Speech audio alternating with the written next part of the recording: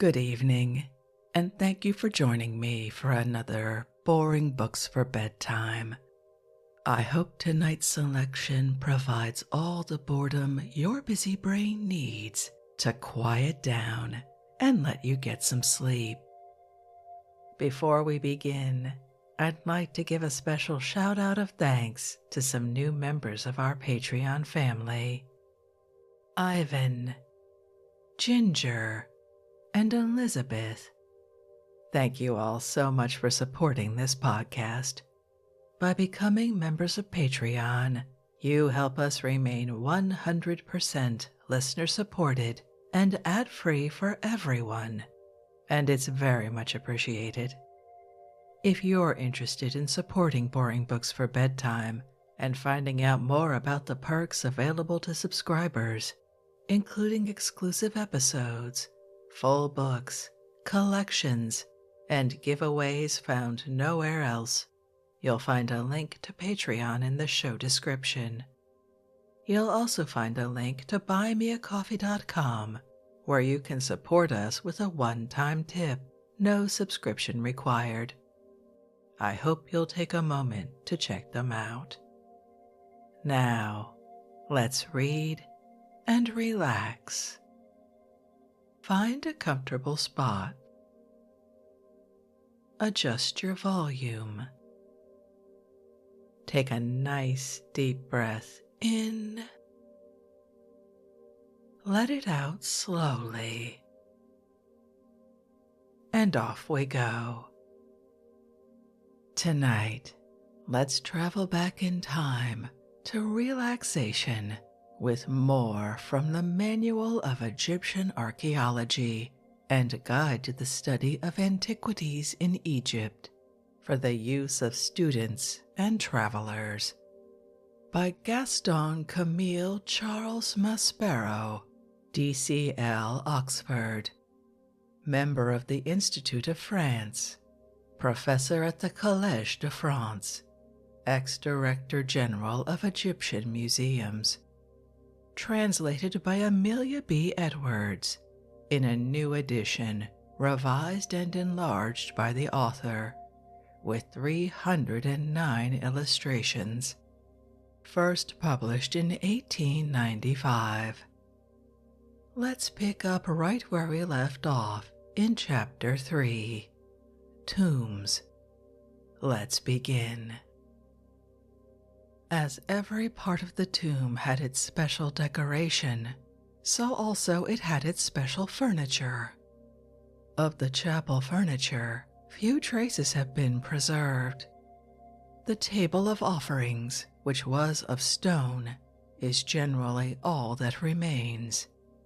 The objects placed in the serdab, in the passages, and in the sepulchral chamber have suffered less from the ravages of time and the hand of man. During the ancient empire, the funerary portrait statues were always immured in the serdab.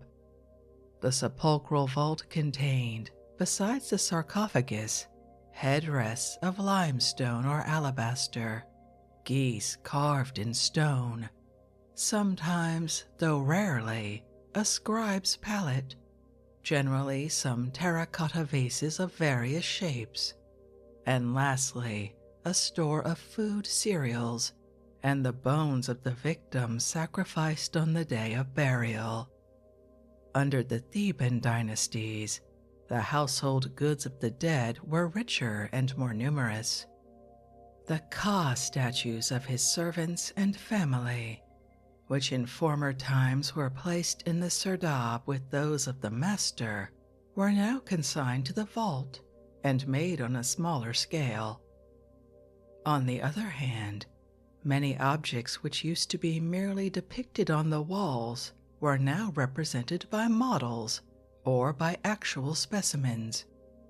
Thus we find miniature funeral boats with crew, mummy, mourners, and friends complete, imitation bread offerings of baked clay, erroneously called funerary cones, stamped with the name of the deceased, bunches of grapes in glazed ware, and limestone molds wherewith the deceased was supposed to make pottery models of oxen, birds, and fish, which should answer the purpose of fish, flesh, and fowl.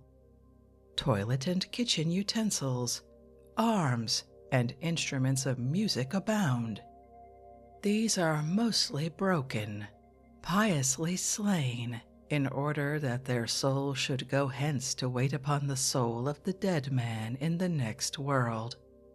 Little statuettes in stone, wood, and enamel, blue, green, and white, are placed by hundreds, and even by thousands, with these piles of furniture, arms, and provisions. Properly speaking, they are reduced serdab statues, destined, like their larger predecessors, to serve as bodies for the double, and by a later conception for the soul. They were at first represented clothed like the individual whose name they bore. As time went on, their importance dwindled, and their duties were limited to merely answering for their master when called by Thoth to the corvée, and acting as his substitutes when he was summoned by the gods to work in the fields of Alu. Thenceforth they were called respondents, Ushab-tui, and were represented with agricultural implements in their hands. No longer clothed as the man was clothed when living, they were made in the semblance of a mummified corpse, with only the face and hands unbandaged.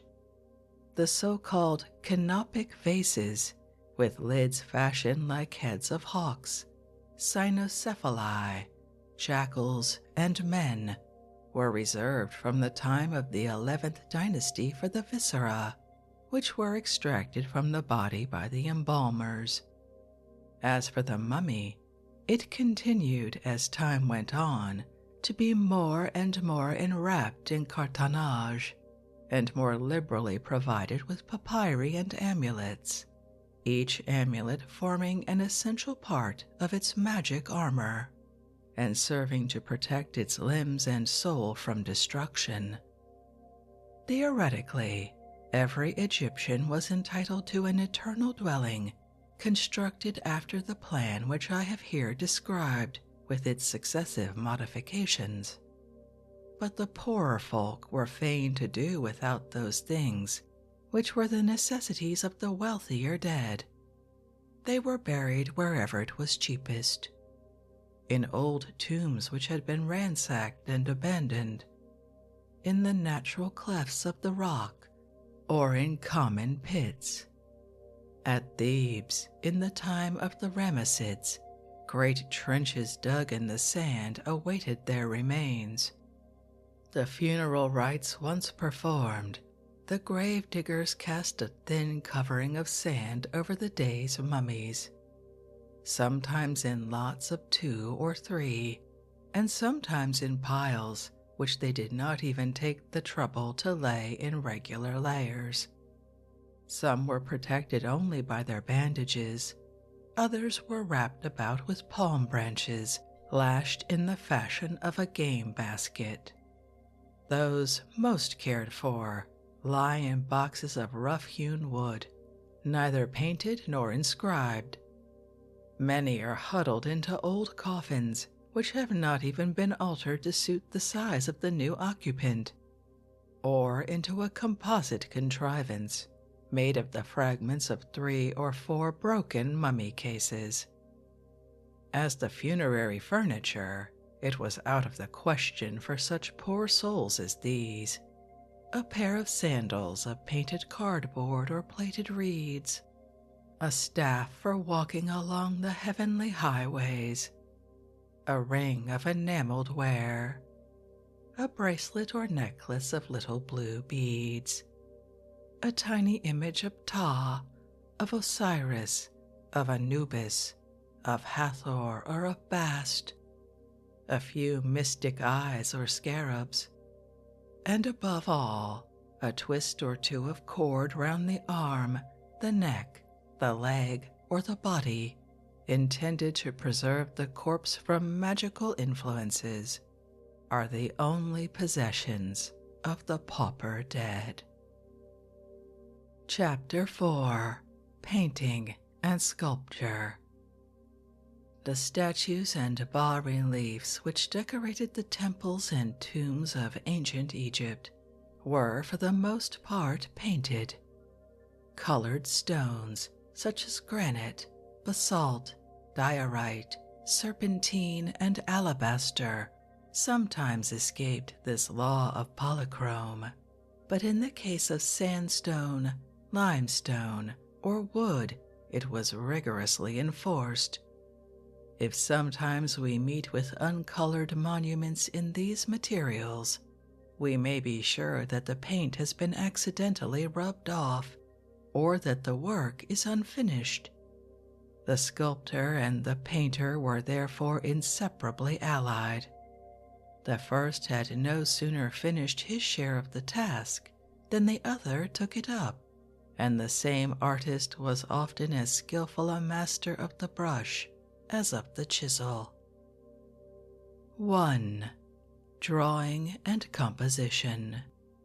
Of the system upon which drawing was taught by the Egyptian masters, we know nothing.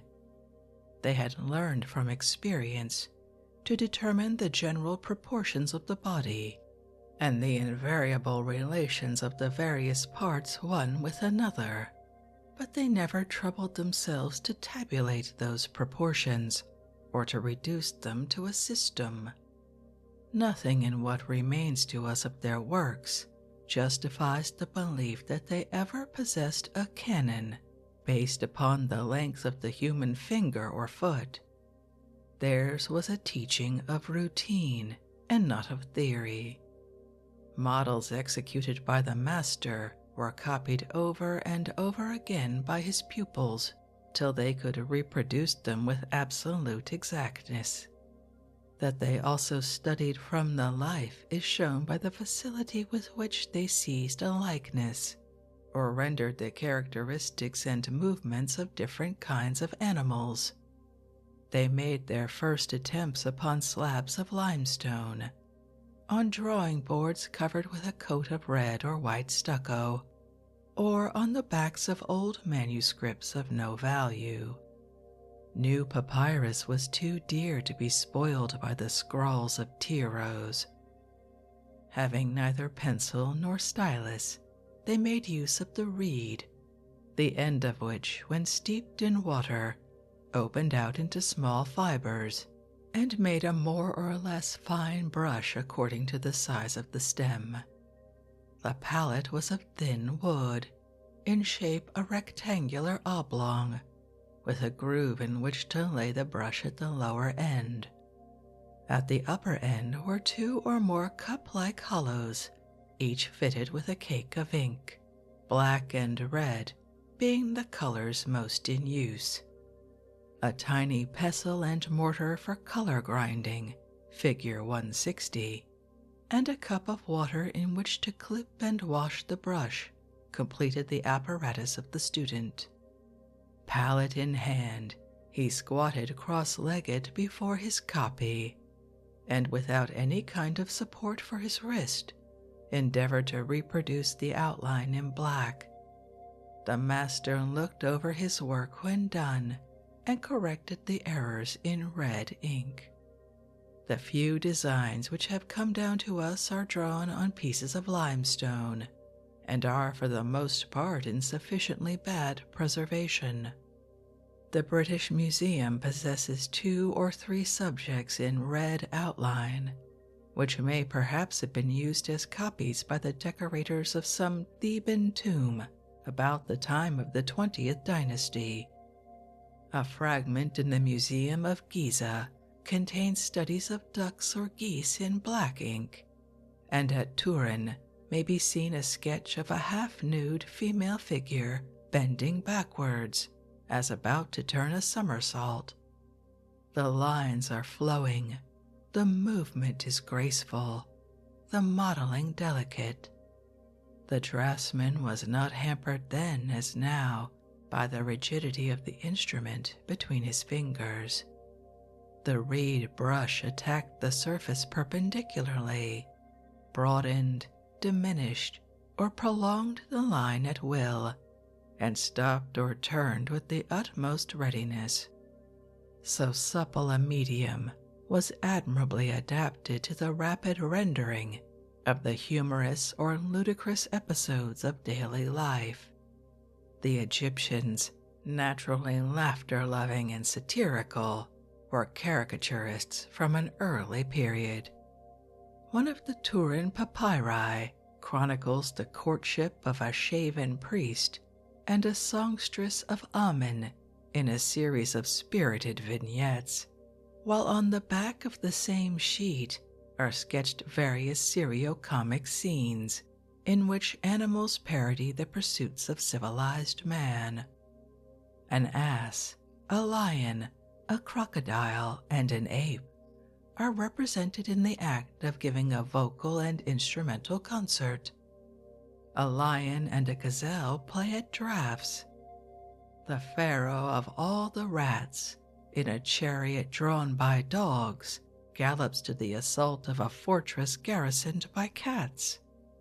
A cat of fashion, with a flower on her head, has come to blows with a goose, and the hapless fowl, powerless in so unequal a contest, topples over with terror.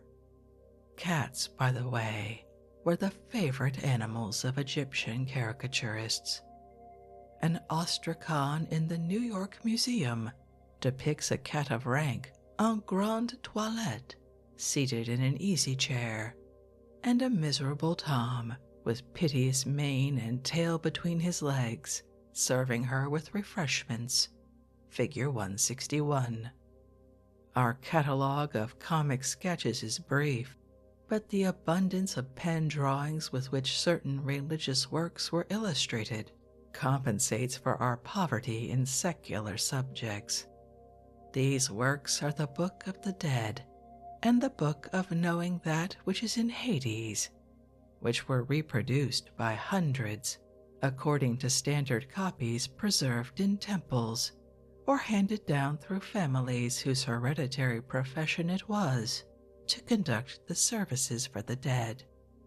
When making these illustrations, the artist had no occasion to draw upon his imagination. He had but to imitate the copy as skillfully as he could.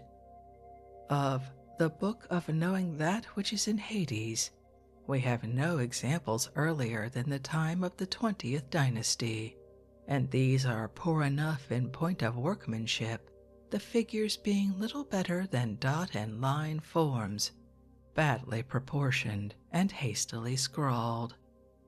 The extant specimens of the Book of the Dead are so numerous that a history of the art of miniature painting in ancient Egypt might be compiled from this source alone. The earliest date from the 18th dynasty, the more recent being contemporary with the first Caesars. The oldest copies are for the most part remarkably fine in execution. Each chapter has its vignette, representing a god in human or animal form, a sacred emblem, or the deceased in adoration before a divinity. These little subjects are sometimes ranged horizontally at the top of the text, which is written in vertical columns, figure 162. Sometimes, like the illuminated capitals in our medieval manuscripts, they are scattered throughout the pages. At certain points, large subjects fill the space from top to bottom of the papyrus. The burial scene comes at the beginning, the judgment of the soul about the middle, and the arrival of the deceased in the fields of Alu at the end of the work. In these, the artist seized the opportunity to display his skill and show what he could do. We here see the mummy of Hunefer placed upright before his stela and his tomb, figure 163. The women of his family bewail him. the men and the priest present offerings. The papyri of the princes and princesses of the family of Pinotem in the Museum of Giza show that the best traditions of the art were yet in force at Thebes in the time of the 21st dynasty. Under the succeeding dynasties, that art fell into rapid decadence, and during some centuries the drawings continued to be coarse and valueless. The collapse of the Persian rule produced a period of renaissance. Tombs of the Greek time have yielded papyri with vignettes carefully executed in a dry and minute style, which offers a singular contrast to the breadth and boldness of the Pharaonic ages. The broad-tipped reed pen was thrown aside for the pen with a fine point, and the scribes vied with each other as to which should trace the most attenuated lines. The details with which they overloaded their figures, the elaboration of the beard and the hair, and the folds of the garments, are sometimes so minute that it is scarcely possible to distinguish them without a magnifying glass. Precious as these documents are, they give a very insufficient idea of the ability and technical methods of the artists of ancient Egypt. It is to the walls of their temples and tombs that we must turn if we desire to study their principles of composition. Their conventional system differed materially from our own. Man or beast, the subject was never anything but a profile relieved against a flat background. Their object, therefore, was to select forms which presented a characteristic outline, capable of being reproduced in pure line upon a plane surface. As regarded animal life, the problem was in no wise complicated. The profile of the back and body, the head and neck, carried in undulating lines parallel with the ground, were outlined at one sweep of the pencil. The legs also are well detached from the body. The animals themselves are lifelike, each with the gait and action and flexion of the limbs peculiar to its species. The slow and measured tread of the ox, the short step, the meditative ear, the ironical mouth of the ass, the abrupt little trot of the goat, the spring of the hunting greyhound, all are rendered with invariable success of outline and expression. Turning from domestic animals to wild beasts, the perfection of treatment is the same. The calm strength of the lion in repose, the stealthy and sleepy tread of the leopard, the grimace of the ape, the slender grace of the gazelle and the antelope, have never been better expressed than in Egypt. But it was not so easy to project man, the whole man, upon a plane surface without some departure from nature. A man cannot be satisfactorily reproduced by means of mere lines, and a profile outline necessary excludes too much of his person. The form of the forehead and the nose, the curvature of the lips, the cut of the ear, disappear when the head is drawn full face. But on the other hand, it is necessary that the bust should be presented full face, in order to give the full development of the shoulders, and that the two arms may be visible to right and left of the body. The contours of the trunk are best modeled in a 3/4 view, whereas the legs show to most advantage when seen sidewise. The Egyptians did not hesitate to combine these contradictory points of view in one single figure. The head is almost always given in profile, but is provided with a full-face eye, and placed upon a full-face bust. The full-face bust adorns a trunk seen from a three-quarters point of view, and this trunk is supported upon legs depicted in profile. Very seldom do we meet with figures treated according to our own rules of perspective. Most of the minor personages represented in the tomb of Khnum-Hotep seem, however, to have made an effort to emancipate themselves from the law of malformation.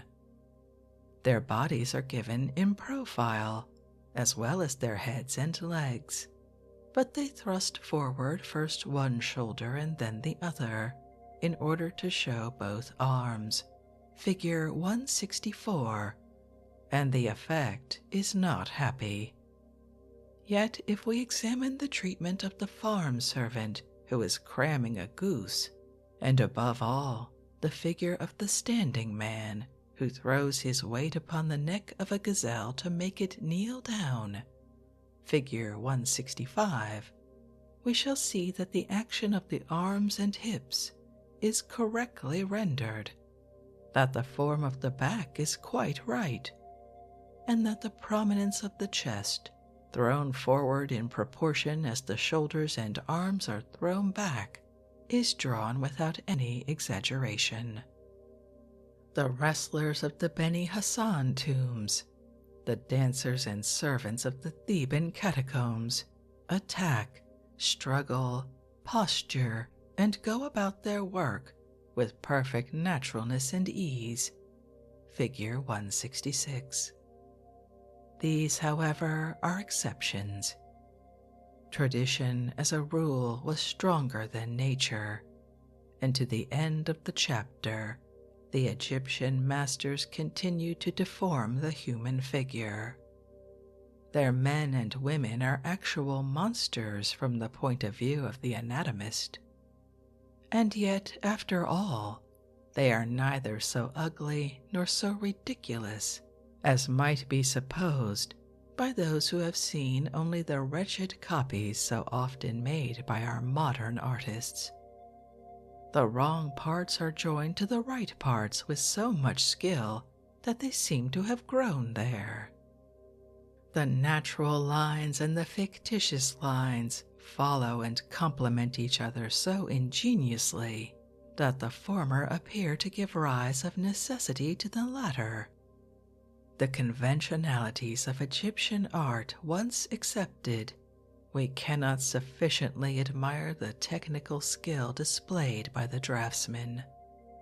His line was pure, firm, boldly begun, and as boldly prolonged. 10 or 12 strokes of the brush sufficed to outline a figure the size of life. The whole head, from the nape of the neck to the rise of the throat above the collarbone, was executed as one sweep. 2 long undulating lines gave the external contour of the body from the armpits to the ends of the feet. 2 more determined the outlines of the legs, and 2 the arms. The details of costume and ornaments, at first but summarily indicated, were afterwards taken up one by one and minutely finished. We may almost count the locks of the hair, the plaits of the linen, the inlayings of the girdles and bracelets. This mixture of artless science and intentional awkwardness, of rapid execution and patient finish, excludes neither elegance of form, nor grace of attitude, nor truth of movement. These personages are of strange aspect, but they live, and to those who will take the trouble to look at them without prejudice, their very strangeness has a charm about it which is often lacking to works more recent in date and more strictly true to nature. We admit then that the Egyptians could draw. Were they, as it has been oftentimes asserted, ignorant of the art of composition? We will take a scene at hazard from a Theban tomb. that scene which represents the funerary repast offered to Prince Horemheb by the members of his family.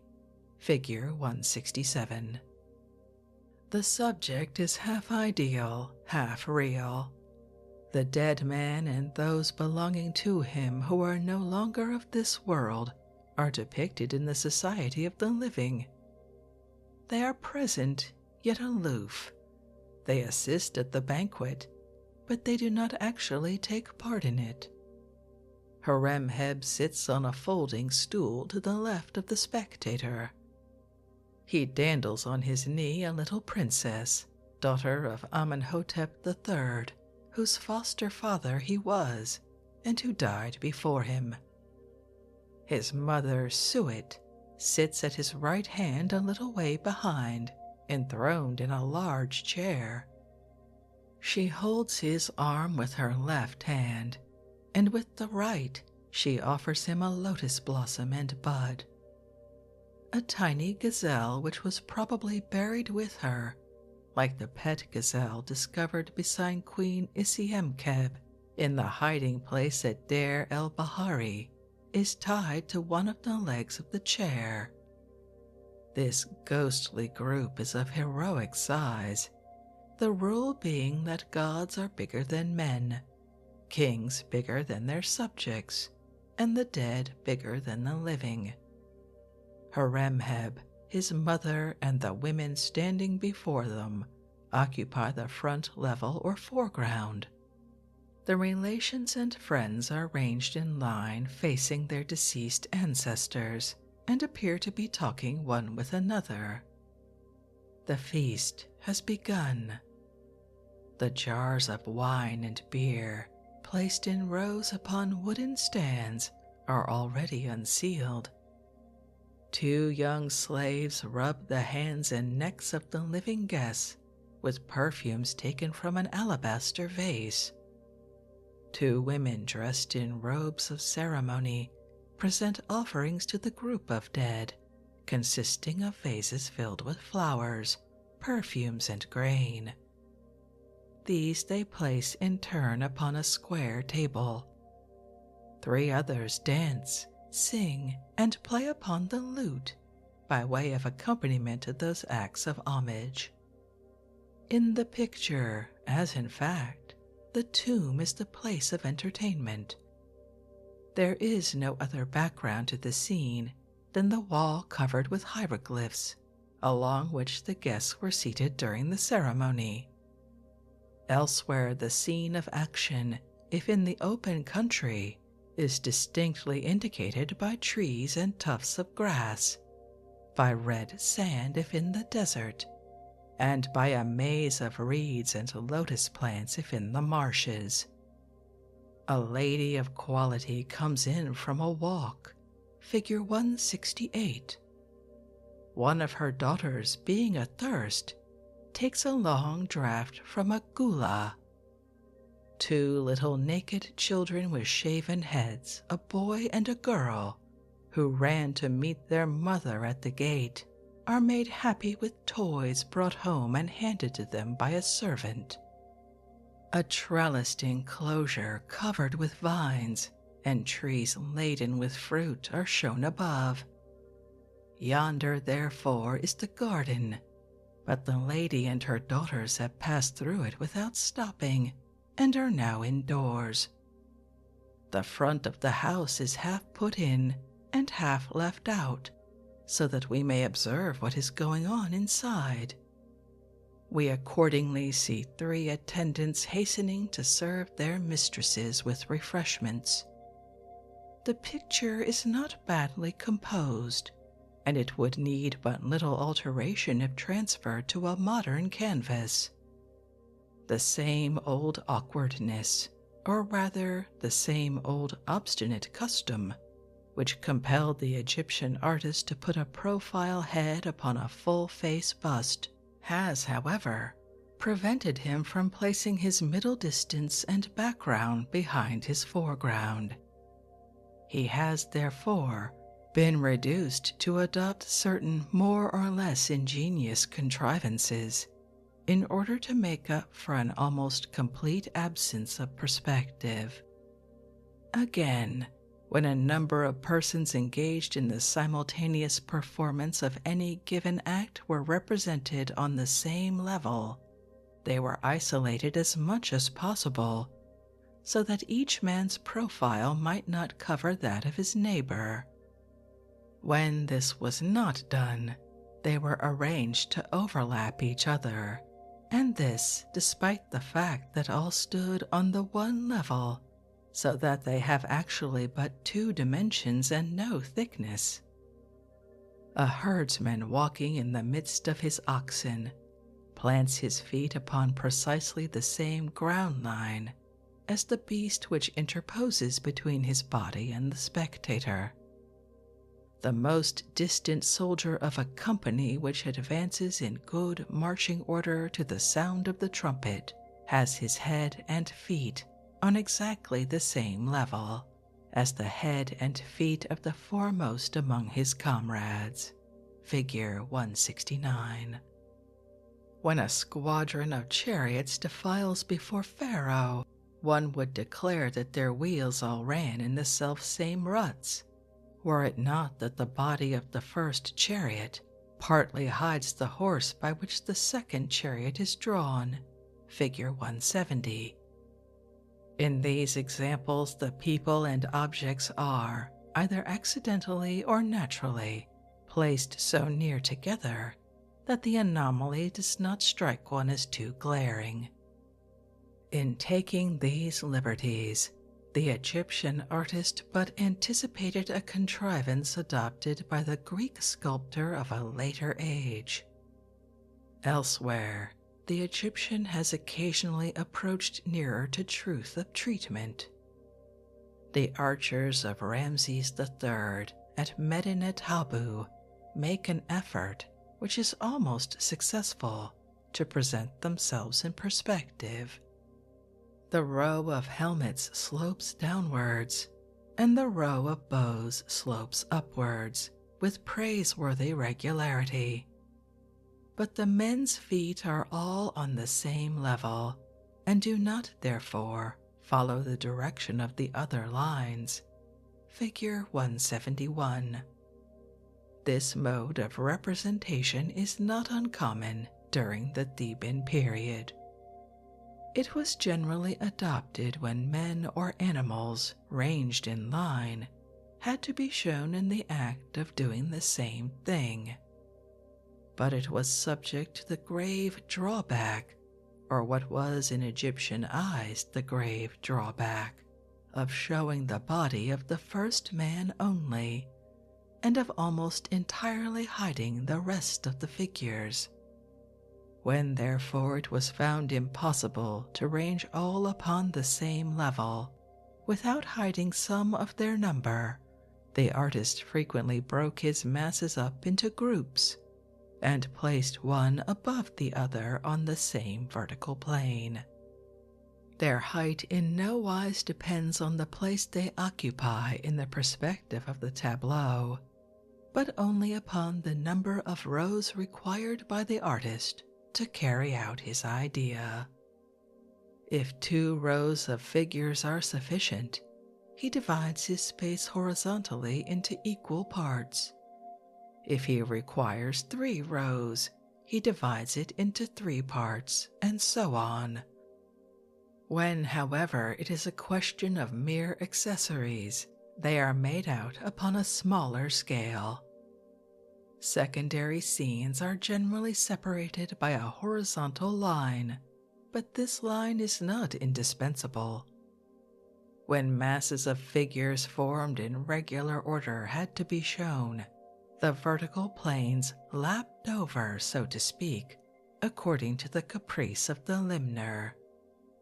At the Battle of Kadesh, the files of Egyptian infantry rise man above man, waist high, from top to bottom of the phalanx, figure 172, while those of the Kheta or Hittite battalions show but one head above another, figure 173.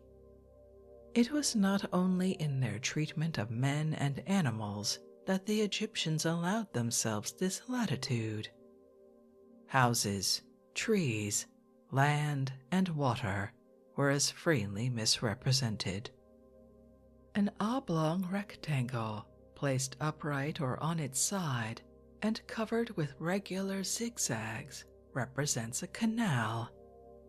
Lest one should be in doubt as to its meaning, fishes and crocodiles are put in to show that it is water and nothing but water. Boats are seen floating upright upon this edgewise surface, the flocks forded where it is shallow, and the angler with his line marks the spot where the water ends and the bank begins. Sometimes the rectangle is seen suspended like a framed picture at about halfway of the height of several palm trees, figure 174, whereby we are given to understand a tank bordered on both sides by trees. Sometimes again, as in the tomb of Rekhmara, the trees are laid down in rows round the four sides of a square pond, while a profile boat conveying a dead man in his shrine, hauled by slaves, also shown in profile, floats on the vertical surface of the water, figure 175.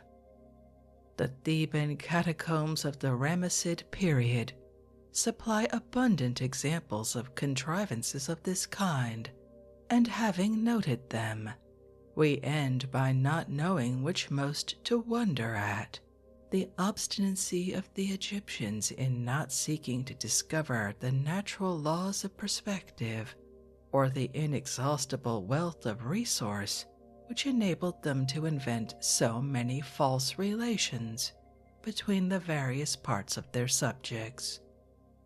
When employed upon a very large scale, their methods of composition shock the eye less than when applied to small subjects.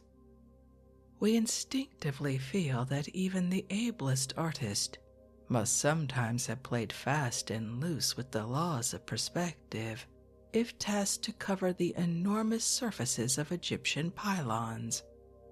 Hence the unities of the subject are never strictly observed in these enormous bas-reliefs, the main object being to perpetuate the memory of a victorious pharaoh. That pharaoh necessarily plays the leading part.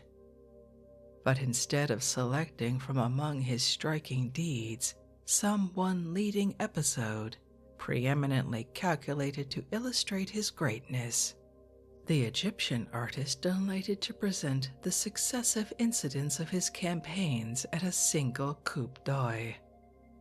Thus treated, the pylons of Luxor and the Ramesseum show a Syrian night attack upon the Egyptian camp, a seizure of spies sent by the prince of the Kheta for the express purpose of being caught and giving false intelligence of his movements, the king's household troops surprised and broken by the Khitan chariots, the Battle of Kadesh and its various incidents, so furnishing us, as it were, with a series of illustrated dispatches of the Syrian campaign undertaken by Ramses II in the 5th year of his reign.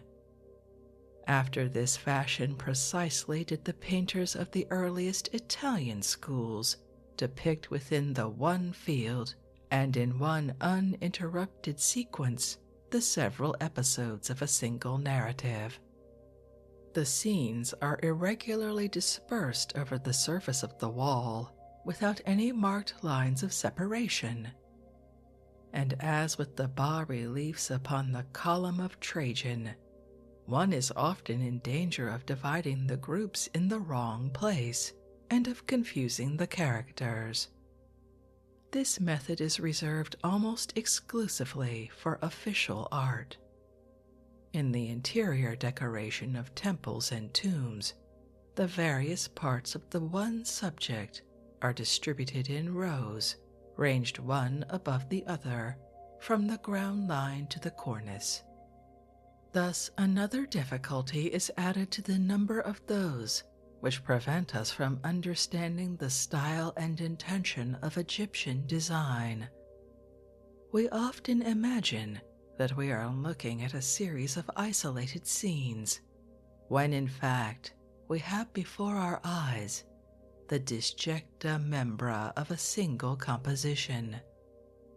Take, for example, one wall side of the tomb of Ptahhotep at Saqqara, figure 176.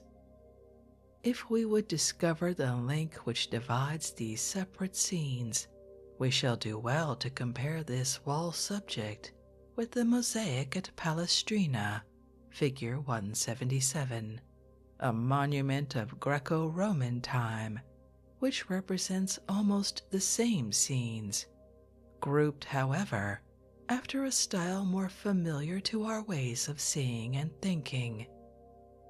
The Nile occupies the immediate foreground of the picture and extends as far as the foot of the mountains in the distance. Towns rise from the water's edge, and not only towns, but obelisks, farmhouses, and towers of Greco-Italian style, more like the buildings depicted in Pompeian landscapes than the monuments of the pharaohs. Of these buildings, only the large temple in the middle distance to the right of the picture, with its pylon gateway and its 4 Osirian colossi, recalls the general arrangement of Egyptian architecture. To the left, a party of sportsmen in a large boat are seen in the act of harpooning the hippopotamus and crocodile. To the right, a group of legionnaires, drawn up in front of a temple and preceded by a priest, salute a passing galley. Towards the middle of the foreground, in the shade of an arched trellis thrown across a small branch of the Nile, some half-clad men and women are singing and carousing. Little papyrus skiffs, each rowed by a single boatman, and other vessels fill the vacant spaces of the composition. Behind the buildings we see the commencement of the desert. The water forms large pools at the base of overhanging hills, and various animals, real or imaginary, are pursued by shaven-headed hunters in the upper part of the picture. Now, precisely after the manner of the Roman mosaicist, the old Egyptian artist placed himself, as it were, on the Nile, and reproduced all that lay between his own standpoint and the horizon. In the wall painting, figure 176, the river flows along the line next the floor. Boats come and go, and boatmen fall to blows with punting poles and gaffs. In the division next above, we see the riverbank and the adjoining flats, where a party of slaves, hidden in the long grasses, trap and catch birds. Higher still, boat making, rope making, and fish curing are going on. Finally, in the highest register of all, next the ceiling, are depicted the barren hills and undulating plains of the desert, where greyhounds chase the gazelle and hunters trammel big game with the lasso. Each longitudinal section corresponds, in fact, with a plane of the landscape, but the artist, instead of placing his planes in perspective, has treated them separately and placed them one above the other. We find the same disposition of the parts in all Egyptian tomb paintings. Scenes of inundation and civil life are ranged along the base of the wall, mountain subjects and hunting scenes being invariably placed high up. Sometimes, interposed between these two extremes, the artist has introduced subjects dealing with the pursuits of the herdsman, the field laborer, and the craftsman. Elsewhere, he suppresses these intermediary episodes and passes abruptly from the watery to the sandy region.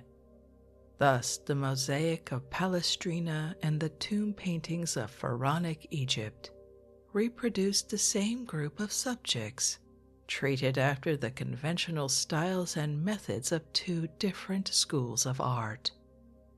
Like the mosaic, the wall scenes of the tomb formed not a series of independent scenes, but an ordinary composition, the unity of which is readily recognized by such as are skilled to read the art language of the period.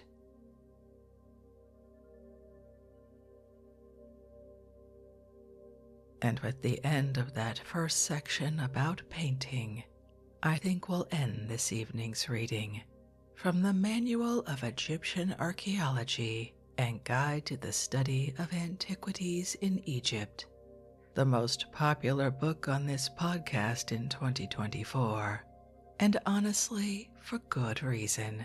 It's fascinating. I hope you enjoyed that. If you'd like to read this work for yourself and see the many, many illustrations within it, which I certainly encourage, they're quite interesting.